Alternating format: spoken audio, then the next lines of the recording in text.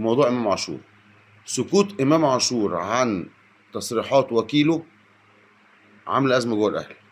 الاهلي متضايق، زعلانين، مستنيين رد فعل من امام. انت المفروض وكيلك انت دلوقتي مصاب او مريض، وقبلها كنت مصاب فتره طويله، فالمفروض ان انت ولسه فاضلك في عقدك سنتين، فالمفروض انت مكمل عادي ومفيش اي مشاكل عادي.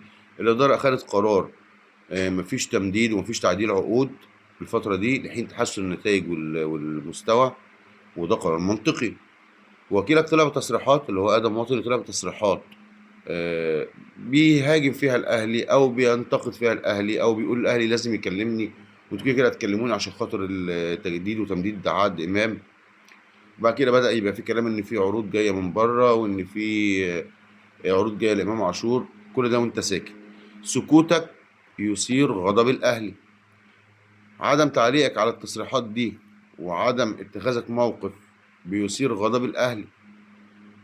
وده خلى الكابتن وليد صلاح الدين طلع وقال تصريحات برضه ان الاداره مستمره ومصممه على موقفها الحالي، وهو عدم تجديد وتعديل عقود اي حد عقده مستمر فيه سنتين واكتر طبعا.